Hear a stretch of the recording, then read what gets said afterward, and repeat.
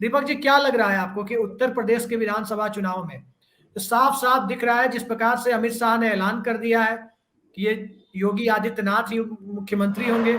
यदि उत्तर प्रदेश के लोग योगी आदित्यनाथ को मुख्यमंत्री बनाएंगे तभी 2024 में नरेंद्र मोदी का रास्ता खुलेगा। अमित अमित शाह के लखनऊ दौरे पे उनके जो कहने का लब्बो लुआब था वो यही था। तो ऐसे माहौल में जब लड़ाई अखिलेश यादव बनाम अमित शाह बनाम योगी आदित्यनाथ होती हुई दिख रही है, तो प्रियंका गांधी जो कर रही हैं या मायावती जिस प्रकार की चालें चल रही हैं, क्या आपको लगता है कि इसका फायदा या इनके द्वारा लाए गए वोट या इनके द्वारा खड़े किए गए कैंडिडेट्स या इनकी चुनावी स्ट्रेटजी किस राजनीतिक दल के हक में जाएगी? देखिए अभिषेक जी, ये सही बात है कि अगर आप पिछले 2 महीने के अखबार उठा के देखें तो आपको प्रियंका गांधी पहले पेज पे भी नजर आएंगी और तीसरे पेज पे भी नजर आएंगी और उनकी तस्वीरें भी आपको नजर आएंगी। और उन्होंने जो सभाएं करी, चाहे वो बनारस में सभा करी हो या लखनऊ में धरने पर बैठी हो या लखीमपुर गई हो, वहां भीड़ भी बहुत आई। लेकिन इन सब के बीच मैं कहूंगा चर्चा प्रियंका गांधी की है, चर्चा कांग्रेस की नहीं। प्रियंका गांधी चर्चा में है, कांग्रेस चर्चा में नहीं है। उसका एक कारण यह है कि पिछले 30-32 साल से कांग्रेस जिस तरह से जुदा है सियासत में, ताकत से और पावर से, धीरे धीरे धीरे धीरे कांग्रेस का पतन होता चला गया। और उसका एक सबसे बड़ा कारण ये था कि सपा और बसपा का उदय उत्तर प्रदेश में और साथ ही साथ भाजपा की वापसी। तो भाजपा की वापसी, बीजेपी की वापसी और सपा बसपा जैसी क्षेत्रीय दलों का यहाँ पर उदय होना, उभर के सामने आना, उस पूरे प्रक्रिया में, उस पूरी राजनीतिक प्रक्रिया में या यूं कहें लोकतांत्रिक या प्रजातांत्रिक प्रक्रिया में जो कांग्रेस थी उसका वोट बैंक धीरे धीरे कोई बसपा ले गया, जहाँ तक दलित की बात थी मुसलमान सपा बसपा में बट गए, जो अपर कास्ट था खासकर ब्राह्मण वोट था और क्षत्रिय वोट वो चला गया भाजपा के पास, और ओबीसी उनके पास शुरू से नहीं था। इस पर प्रोफेसर रविकांत ज्यादा प्रकाश डालेंगे। ओबीसी अगर आप देखें तो पिछले 30-40 सालों में वो हमेशा से लोहिया के पद चिन्हों पर जो पार्टियां चली हैं, पहले लोकदल, उसके बाद आप कह रहे हैं कुछ समय के लिए चंद्रशेखर और फिर मुलायम सिंह यादव उत्तर प्रदेश में, तो ये एक पैटर्न इमर्ज होके आ रहा है। मुझे ऐसा लगता है कि कांग्रेस के रिवाइवल का, कांग्रेस को फिर से पुनर्जीवित करने की जो बात थी वो यूपीए 1 और यूपीए 2 में हो सकती थी। और खासकर जब 2004 के बाद जिस तरह से आपने देखा 20-22 सांसद कांग्रेस के आ गए थे और कांग्रेस ऐसा लग रहा था रिवाइव कर रही, उस वक्त अमेठी और रायबरेली पर तो फोकस रहा या कुछ कंस्टिट्युएंसीज में तो फोकस रहा, लेकिन पूरे उत्तर प्रदेश में कांग्रेस बहुत गंभीर नहीं दिखी। और यूपीए 2 में जब मनमोहन सिंह 2009 से 14 के बीच में जब सपा बसपा कांग्रेस को समर्थन दे रही थी, उस समय जाहिर तौर पर कांग्रेस को लगता था कि भाई सपा बसपा कि वोट बैंक में सेंध लगाकर वो केंद्रीय राजनीति नहीं कर सकती है, तब भी ध्यान नहीं दिया गया। और अगर कांग्रेस जागी है तो मैं कहूँगा पिछले 3-4 वर्षों में थोड़ी बहुत कांग्रेस गंभीर हुई उत्तर प्रदेश को लेकर, अपनी पुरानी विरासत को लेकर, जहाँ नेहरू से लेकर और इंदिरा गांधी और राजीव गांधी से लेकर राहुल गांधी और आने वाले समय में प्रियंका गांधी, उनका एक रण क्षेत्र है, रणभूमि है। 2-3 साल से कांग्रेस ने थोड़ी मेहनत करी है और खासकर जब से प्रियंका गांधी को उत्तर प्रदेश सौंपा गया है तो हमें ऐसा लगता है कि ये जो पुरानी पार्टी है, 100 साल पुरानी पार्टी है, जो इलाहाबाद में पली बड़ी आगे बढ़ी, इसका एक रिवाइवल हो सकता है, लेकिन अभी नहीं। प्रियंका गांधी की जो हलचल है, जैसे मैंने पहले भी आपके चैनल पे कहा था कि लखीमपुर खीरी कांड में दीपेंद्र हुड्डा, प्रियंका गांधी, राहुल गांधी, सिद्धू और पंजाब के मुख्यमंत्री चन्नी, इनका वहां पर जाना, इनका वहां धरना देना, ये पंजाब की राजनीति से ज़्यादा जुड़ा था, क्योंकि जो लखीमपुर में जो किसान जिनके ऊपर टेनी महाराज की जो जीप ने जिनको कुचला, वो लोग मूलतः सिख किसान थे जिनके पंजाब से संबंध है, और उत्तराखंड के जो बॉर्डर डिस्ट्रिक्ट्स हैं वहाँ पर उनके अच्छी आप कह सकते हैं बैठ है, वोट बैंक है। तो उत्तराखंड वहाँ भी कांग्रेस की अच्छी जमीन है, और पंजाब जहाँ कांग्रेस सत्ता में है, पंजाब, हरियाणा, उत्तराखंड, इन तीनों राज्यों को लेकर वहाँ पर प्रियंका गांधी ने उस मुद्दे को उठाया था। और जाहिर तौर पर उत्तर प्रदेश में भी वो अपने आप को खड़ा करना चाहती हैं, लेकिन मुझे नहीं लगता है कि 2022 में कांग्रेस कोई बहुत गहरा इम्पैक्ट डालने जा रही है। शुरू में बसपा का क्या? मैं आ रहा हूँ उस पर। तो मुझे ऐसा लगता है कि ये जो तैयारी है प्रियंका गांधी की, राहुल गांधी 2024 को लेकर ज्यादा है 2022 के बाद। जहां तक बसपा की बात है, तो देखिए सबसे बड़ी चीज हमें समझनी होगी कि मायावती ने 2007 के बाद उन्होंने अगर कोई चुनाव जीता हो या उनकी कहीं चर्चा हुई हो, तो मैं चाहूंगा कि प्रोफेसर रविकांत जी उस पर जरूर प्रकाश डालें अगर मुझसे कोई चीज मिस हो रही है, कि 2007 के बाद और 2007 से 2021 14 साल का वनवास है।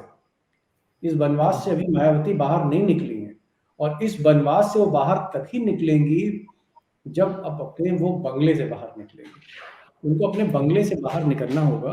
जब हम लोग रिपोर्टिंग करते थे उत्तर प्रदेश में और विधानसभा कवर करते थे, उस वक्त मैं आपको बताऊं 90 के दशक में कि जब विधानसभा चुनाव हो या लोकसभा चुनाव हो, हम लोग जब चुनाव की चर्चा करते थे, रिपोर्टिंग करना शुरू होती थी, एक माहौल बनता है 4-5 महीने पहले, और उसमें जितने भी अखबार हैं वो अलग अलग खास कार्यक्रम देते हैं, चैनल अपने कार्यक्रम दिखाते हैं, पार्टियां जो हैं वो अपने नारों के साथ आती हैं, रैलियां शुरू होती हैं, एक माहौल बनता है।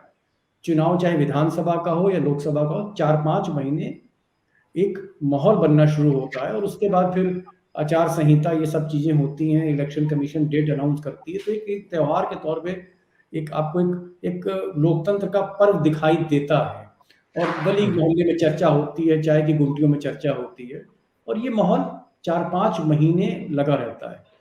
लेकिन मैं आपको बताऊं कि इस माहौल के शुरू होने से पहले ये 4-5 महीने, जिसे आप कह सकते हैं सब चुनाव की उल्टी गिनती शुरू हो रही है, चुनाव का काउंट डाउन शुरू हो रहा है। इस काउंट डाउन से पहले मायावती पूरे प्रदेश की जितनी भी कॉन्स्टिट्यूएंसीज थी सबका चक्कर लगा लेती थी।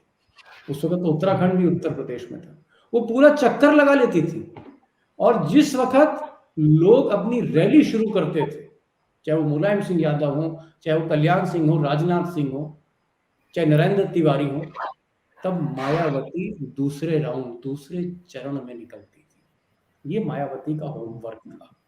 और आज भी मैं आपको बता रहा हूं कि मायावती जी से अगर कोई भी ये पूछे कि साहब मुजफ्फरनगर के में कितनी सीट हैं, तो वो ना सिर्फ मुजफ्फरनगर की कंस्टिट्यूएंसीज बताएंगी, वो आपको कस्बे तक ले जाएंगी, तहसील तक ले जाएंगी, और वो तहसील में बताएंगी कि फलानी जगह पर हमारे ये कोऑर्डिनेटर हैं फला फला।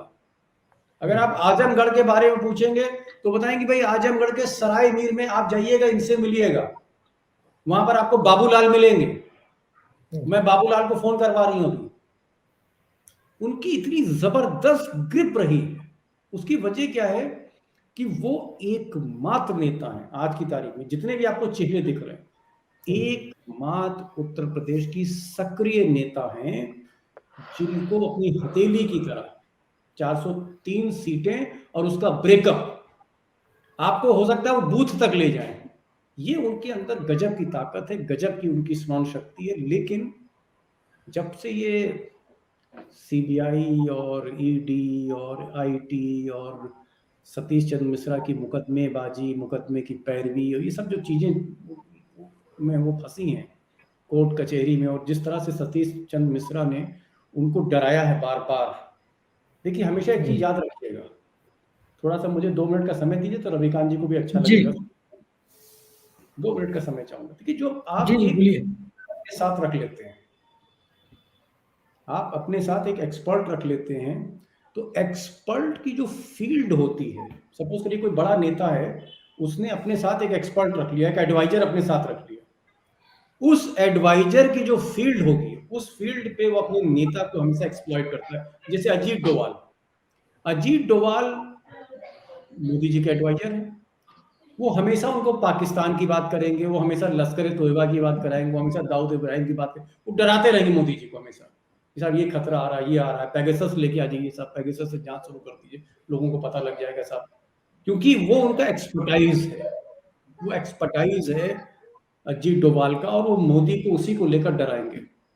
इसी तरह से सतीश चंद्र मिश्रा एडवाइजर हैं, जो भूमिका अजीत डोभाल की है उससे कहीं अहम भूमिका सतीश चंद्र मिश्रा की मायावती जी के साथ, तो वो हमेशा डराते रहेंगे कि साहब देखिए ईडी वाले में हम ये कर लेते हैं, और अभी आप चुपचाप बैठे रहिए बंगले में, अभी मत निकलिएगा, वरना वो फलाना केस जो है उसमें एप्लीकेशन लगी है, उसमें कुछ ना हो जाए, और यादव सिंह मामले में भी साहब आपकी बात आ रही है, और वो इनकम टैक्स वाला वो मैं किसी तरह से मामला सुलटा रहा हूँ, और ये मामला जो डीए केस का है इसको भी हम देख रहे हैं, आप अभी बंगले में ही रहिए, वरना ये मामले में ये हो सकता है, इस मामले, वो हमेशा उन्होंने मुकदमों की आड़ में उनको हमेशा डराए रखा, और एक लाइन पर मायावती को ले जाते रहे, और उससे उसका जो एक टोटल इम्पैक्ट ये हुआ कि मायावती बंगले में बंद हो गई। जैसे मोदी जी को डोभाल साहब एक ही राह पे ले चले गए कि साहब ऐसा है कि ये मौका बहुत अच्छा है, प्रचंड बहुमत है, अगर हम नेपाल से लेकर लद्दाख तक सड़क बना दें साहब, और सड़क पर अगर हम बना देंगे, बॉर्डर और रोड ऑर्गेनाइजेशन को अगर हम और सशक्त कर देंगे, शक्तिशाली कर देंगे, और अगर सीमा पर हमारी रोड्स बन जाती हैं, तो इसका असर ये होगा कि हमारा संकट की घड़ी में मिलिट्री का मूवमेंट होगा, हम सर्विलांस बेहतर तरीके से कर सकते हैं, हम विदेशी जो चेक पोस्ट है बॉर्डर पे उनको हम अच्छी तरह से मॉनिटर कर सकते हैं। और इस चक्कर में अभिषेक भाई सड़क बननी शुरू हो गई। पहले नेपाल में काला पानी के पास सड़क बनी, फिर चीन के बॉर्डर पे सड़क बनी, और जब सड़क बनी उसका रिएक्शन आपने देखा 1.5 साल में। जब सड़क बननी शुरू हुई तो चीन को लगा कि भाई ये तो कुछ गड़बड़ है, पहले इन्होंने हमारे सिल्क रूट का जो है वो बहिष्कार किया था, अब ये सड़क बना रहे हैं लद्दाख और तिब्बत से मिलजुल कर। और उससे पहले इनके गृह मंत्री अमित शाह ने अक्साई चिन की बात कही थी कि अक्साई चिन भी लेकर रहेंगे फ्लोर ऑफ द हाउस सदन पे बोला। तो ये जो सारी चीजें हुई, ये जो सिक्योरिटी की जो इन्होंने डोभाल साहब ने कार्ड खेला, आपने देखा हटने को तैयार नहीं, मोदी जी और फंस गए। ठीक है, अजीत डोभाल ने बालाकोट का ट्रम्प कार्ड खेला था, उन्होंने मोदी जी को बताया था कि आप फंस गए हैं, तो ऐसा है कि आप अब बालाकोट का एक हवाई हमला करवा दीजिए, वो सफल हो गया। उसके बाद मोदी जी और उनकी ग्रिप में आ गए, और मोदी जी ने क्या किया कि वो जो डोभाल साहब जो रिटायर्ड आदमी थे बेचारे, जब वो इंटेलिजेंस ब्यूरो के डायरेक्टर थे, उस वक्त यूपीए सरकार आ गई थी 2004 में, और यूपीए सरकार उनकी सुनती नहीं थी, किनारे कर दिया था डोभाल साहब को। उस डोभाल को मोदी जी ने पहले टेन्योर में अपने सराखों पर बैठाया, और जब बालाकोट जीत कराया तो डोभाल साहब को उन्होंने कैबिनेट मंत्री का दर्जा दे दिया। मैं ये कहना चाह रहा हूं कि आपने जो बसपा की बात छेड़ी, जो भूमिका डोभाल साहब की वही सतीश मिश्रा की है, और एक्सपर्ट एडवाइजर जब आता है तो अपने हिसाब से, जैसे आप मुख्यमंत्री हो और प्रोफेसर रविकांत जी आपके एडवाइजर बन जाए, तो ये 4-5 यूनिवर्सिटियां बनवा देंगे कि साहब लखनऊ यूनिवर्सिटी एक यूनिवर्सिटी ये बनाइए, ये कोचिंग सेंटर बनवा दीजिए, बेरोजगारी का ये कर दीजिए। दीपक जी मैं आपको याद दिलाना चाहूंगा, मनमोहन सिंह प्रधानमंत्री चंद्रशेखर के इकोनॉमिक एडवाइजर थे, उन्होंने सोना गिरवी रखवा दिया था जी, कोई चारा नहीं है, तो एडवाइजर अपने एक्सपर्ट, जहां उसकी एक्सपर्टीज है वहां तो एडवाइस देगा ही नहीं। मेरा सिर्फ ये कहना है कि राजनीति में आपको वहीं पर जहां पर जरूरत हो वहां पर तो आपकी सलाह कामयाब रहेगी, जैसे बालाकोट में, लेकिन हर जगह आप कामयाब हो जाएं ये नहीं होता है। और सतीश चंद्र मिश्रा ने मायावती को बचाया भी, लेकिन मायावती को सत्ता से, राजनीति से, लोकतंत्र से, वोट बैंक से दूर भी कर दिया। जी, निश्चित तौर पर सतीश चंद्र मिश्रा जैसे एडवाइजर किसी भी राजनीतिक दल के लिए राजनीतिक मामलों में जब सलाह देंगे तो उसका नुकसान होगा। इसका नुकसान इस देश ने और खासकर कांग्रेस पार्टी ने उस वक्त भी उठाया है जब अन्ना हजारे की टीम से बात करने के लिए कपिल सिब्बल लगाए गए थे, और लोकपाल के मुद्दों की जगह कहा जाता है कि वो उन्हें आईपीसी और सीआरपीसी समझा रहे थे कि यहाँ आप आंदोलन करेंगे, यहाँ निषेधाज्ञा का उल्लंघन करेंगे तो ये मुकदमा हो जाएगा। उसका नुकसान भी कांग्रेस पार्टी आज तक भोग रही है। दीपक जी, ये हाथ और हाथी की जो सियासत है उसे समझने के लिए मैं आपके पास अभी अगले सवाल के लिए आ रहा हूँ। उसके पहले मैं अपने दर्शकों को इसे एक रोचक किस्सा साझा करना चाहता हूँ कि 1977 में इंदिरा गांधी को कांग्रेस से निकाल दिया गया। उन्होंने 1 जनवरी 1978 को अपनी नई कांग्रेस खड़ी की, कांग्रेस आई, कांग्रेस इंदिरा, जिसे आज कहते हैं, जिसे आज भारतीय राष्ट्रीय कांग्रेस कहते हैं, जो आज की कांग्रेस है। उस कांग्रेस के चुनाव चिन्ह के लिए दिल्ली में अब चुनाव आयोग में एप्लीकेशन दिया जाना था। 1980 79-80 का लोकसभा चुनाव आ चुका था और इंदिरा गांधी आंध्र प्रदेश के दौरे पर थी। उस दौरे के दरमियान उनके साथ पीवी नरसिम्हा राव थे और दिल्ली में उस वक्त कांग्रेस के, इंदिरा कांग्रेस के महासचिव बूटा सिंह ने इंदिरा गांधी को फोन किया और कहा कि किस चुनाव चिन्ह के लिए अप्लाई करना है। उन्होंने कहा हाथी। फोन लाइन गड़बड़ थी, लोगों को, उनको आवाज नहीं मिल पा रही थी इंदिरा गांधी को। झल्ला कर उन्होंने पीवी नरसिम्हा राव को फोन दे दिया। नरसिम्हा राव के साथ भी यही समस्या थी कि वो बूटा सिंह की बात नहीं समझ पा रहे थे कि वो हाथी कहना चाह रहे थे, वो बार बार हाथ समझ रहे थे। अंत में बूटा सिंह को नरसिम्हा राव ने भी झल्ला के कह दिया, ठीक है आप जो कह रहे हैं वही है। और नरसिम्हा राव ने हाथी कहा, एलिफेंट कहा, उन्होंने पंजा समझ लिया और उन्होंने जाकर हाथ के लिए अप्लाई कर दिया। तो जो चुनाव चिन्ह आज बसपा के पास है, जो कांग्रेस चाहती थी हाथी, वो नहीं मिल पाया और पंजा चुनाव चिन्ह कांग्रेस को मिला था। तो सवाल यह है कि इस प्रकार हाथी चुनाव चिन्ह तो बच गया, जिस पर बाद में कांसीराम ने दावा किया और बसपा के लिए रिजर्व कराया। तो सवाल यह है कि हाथ और हाथी की जो राजनीति है, एक बार 1996 में दिखा था कि चुनाव के पहले दोनों दलों के बीच गठबंधन हुआ था, एक फॉर्मिडेबल अलायंस भी हुआ था, 67 और 33 100 सीटें भी मिली थी। तो आपको क्या लगता है कि हाथ और हाथी के बीच कहीं एक ही वोटों की तो लड़ाई नहीं हो रही है, दलित वोटों की, जिस वजह से कहीं ना कहीं भारतीय जनता पार्टी का गेम बनता हुआ नजर आ रहा हो? देखिए अभिषेक भाई, इसमें कोई दो राय नहीं, दो मत नहीं कि मायावती आज भी हिंदुस्तान की सबसे बड़ी दलित नेता है। इसको हमें स्वीकार करना है और इस मामले में एक पहचान के तौर पे उनकी अपील ना सिर्फ उत्तर प्रदेश में है, वो कभी कभी पंजाब में भी गुल खिला देती हैं, मध्य प्रदेश में भी गुल खिलाती हैं, हरियाणा में भी उनका इम्पैक्ट रहता है, दिल्ली में भी इम्पैक्ट रहता है। लेकिन मैं फिर एक मूल बुनियादी सवाल पर आऊँगा और बुनियादी सवाल यही है कि कांग्रेस का बेस नहीं है उत्तर प्रदेश में। ठीक है, आपने नेता प्रियंका गांधी आप ले आए, आप राष्ट्रीय स्तर के एक नेता लेके आए, लेकिन आपके पास बेस नहीं है। जो जमीन है वो साफ है, वो जमीन में फिर से आपको हल चलाना होगा। वहां 32 साल से कांग्रेस की जमीन में उत्तर प्रदेश में हल नहीं चला, बंजर पड़ी है भूमि उनके काडर की। इसीलिए आप देखेंगे प्रियंका गांधी की जो भी सभाएं होती हैं उसमें 30-40% वही नेता ही होते हैं। ज्यादातर वही पदाधिकारी दिखेंगे जो लखीमपुर में, वही पदाधिकारी आपको लखनऊ में भी दिखेंगे और वही पदाधिकारी हो सकता है बनारस के भी इर्द गिर्द दिखें। तो अभी कांग्रेस को हल निकाल के अपनी बंजर जमीन को जोतना है।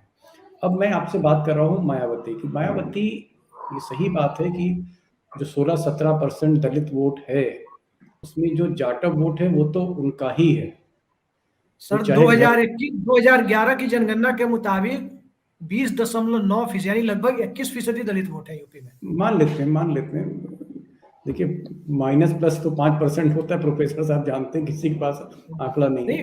मैं तो कह रहा हूँ राजभर की तरह, जैसे राजभर कहते हैं हमारे इतने वोट, निषाद कहते हैं इतने वोट, परसेंटेज पे मेरा कभी भी विवाद नहीं रहा अभिषेक भाई, क्योंकि आपके पास पूरी तरह से ट्रांसपेरेंट आंकड़ा ही नहीं है। ये ज्यादातर अंदाजा रहता है। सर जनगणना जो होती है उसमें दलित वोटों का, आदिवासी एससी और एसटी वोटों का अलग कॉलम होता है, वही ट्रांसपेरेंट आंकड़ा होता है जी। जनरल और ओबीसी या ईबीसी का आंकड़ा नहीं है। मैं मान लेता हूँ इसमें जो भी, मैं मान लेता हूँ कि 18 नहीं, चलिए 20 मान लेते हैं, इसमें 2% बढ़ा देते हैं आप। मैं जो कहना चाह रहा हूँ कि उसमें आपके 10-12% जो जाटव वोट हैं वो आपके इंटैक्ट हैं। लेकिन सवाल ये कि जाटव में क्या आप आगे नॉन जाटव जोड़ेंगे, क्या आप ओबीसी जोड़ेंगे, क्या आप उसमें बाकी जातियां, छोटी जातियां, बड़ी जातियां, अति पिछड़े, फिर सवर्ण जातियां, जो आपने सोशल इंजीनियरिंग की बात 2007 में की थी, उसके लिए तो अभिषेक भाई निकलना पड़ेगा। जो मैं इम्पैक्ट जो मैं फोकस करना चाह रहा हूँ, जिस पर मैं स्ट्रेस दे रहा हूँ मैं आपको, क्योंकि ये मैं यूं ही नहीं बोल रहा हूँ। आप देखिए जगन मोहन रेड्डी की जब पिता की मौत हुई वहां हेलीकॉप्टर में, जब आंध्र प्रदेश के नेता थे वाईएसआर, मैं वहां मौके पे गया था। मैंने देखा था कि जहां पर जिस एरिया में जंगल में वो हेलीकॉप्टर उनका था, और मैंने उसके बाद अगले दिन जब उनका शव आया है मैंने वो भी देखा है, उफान भी देखा है। लेकिन इस उफान के बावजूद, इतने बड़े नेता होने के बावजूद, जगन मोहन रेड्डी और उनकी बहन, इन दोनों ने 3-4 हजार किलोमीटर की पद यात्राएं करी। 1 बार, 2 बार, 3 बार, 4 बार एक स्टेट में 2000 किलोमीटर की यात्रा करना मामूली बात नहीं है। सड़क पर चले। आप देखिए अडवाणी जी की रथ यात्रा देखिए आप, वो जो रथ निकला था सोमनाथ से लेकर अयोध्या तक, ठीक है बीच में गिरफ्तार हो गए, लेकिन उन्होंने बहुत सी चीजों को जगा दिया था। वो अपने जो काडर है उसको उन्होंने जिंदा कर दिया था, पार्टी को जिंदा कर दिया था, जिसका आपको परिणाम 90 के दशक के बाद उत्तर प्रदेश में और देश भर में देखने को मिला। अब आप बात करिए मोदी जी की बात करिए।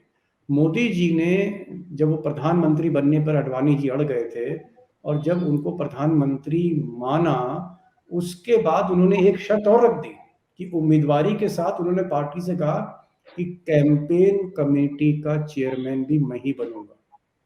उन्होंने कहा सुषमा स्वराज से, राजनाथ जी से कहा। तो अडवाणी जी चाहते थे चलो ठीक है हमने आपको उम्मीदवार घोषित कर दिया प्रधानमंत्री का, हमारी सहमति है, लेकिन आप नितिन गडकरी जी को कैंपेन कमेटी का, प्रचार कमेटी का, आप उनको अध्यक्ष बने, आप मत बनिए। आप उम्मीदवार भी रहेंगे और प्रचार समिति के अध्यक्ष भी रहेंगे मोदी जी, ऐसा नहीं होगा। फिर 1-2 दिन तक उस पर विवाद हुआ, और आखिर में मोदी जी ने अपनी बात मनवाई। उसके पीछे लॉजिक क्या था? उसके पीछे तर्क ये था कि मोदी जी चुनाव की रैलियां, कहाँ जाना है कहाँ नहीं जाना है, कहाँ 2 बार जाना है, किन कंस्टिट्यूएंसी और राज्यों में बार बार जाना है, ये सब उन्होंने तय किया। और इसीलिए लोगों ने कहा कि साहब उन्होंने 7 महीने में 375 कंस्टिट्यूएंसीज नाप दी हेलीकॉप्टर से। इसीलिए अडानी का जहाज उन्होंने लिया था, अडानी ने पूरा जहाज बनवा के उनको दिया कि भाई ये रथ आपको दे रहा हूं, इस रथ पे आप उड़िए। तो मेरा कहने का मतलब है कि अगर आप यात्रा नहीं करेंगे, आप निकलेंगे नहीं। आप देखिए 2012 में कई सैकड़ों किलोमीटर साइकिल चलाई अखिलेश यादव ने। वो चलाते गए, कभी हमीरपुर से जो है वो बांदा जा रहे हैं, कभी कानपुर से जो है वो लखनऊ आ रहे हैं, बार बार साइकिल चलती थी उनकी, रुकते थे साइकिल चलाते थे, रुकते थे साइकिल चलाते थे। ये जो मैसेज है मायावती नहीं दे पाई। सिर्फ घर से ड्राइंग रूम से बैठ के भाई चलिए ठीक है हम लोग स्ट्रीम यार्ड पर जो है चैनल चला रहे हैं, लेकिन स्ट्रीम यार्ड पे पार्टी नहीं चलेगी जी, जूम पे पार्टी नहीं चलेगी कि आप आए और आपने जो है सबसे बात कर ली, कॉन्फ्रेंसिंग कर ली। आपको जाना पड़ेगा, सड़क पर निकलना पड़ेगा, गांव गांव कस्बे कस्बे आपको जाना पड़ेगा, जो अखिलेश ने अब विजय रथ निकाला है। तो मायावती की हमको प्रेजेंस नहीं दिखती। जहां तक प्रियंका गांधी जी की बात है, वो कभी लखीमपुर में दिखती हैं, कभी बनारस में दिखती हैं, कभी गोरखपुर में दिखती हैं, लेकिन अभी भी मैंने ऐसे कहा कि उनके दिखने से ठीक है वो योगी के खिलाफ बोलती हैं, मोदी के खिलाफ बोलती हैं, सत्ता की धज्जियां उड़ाती हैं वो, और बहुत खुलकर बोल रही हैं, बहुत आक्रामक तेवर के साथ बोल रही हैं, लेकिन उसका फायदा कांग्रेस को इसलिए नहीं मिलेगा कि नीचे बेस नहीं है, पार्टी का जमीन में कोई आधार नहीं है। तो प्रियंका जो भी कुछ कर रही हैं उसका लाभ अल्टीमेटली, आखिरकार उसका जो लाभ है घूम फिर के वो अखिलेश यादव को ही मिलेगा।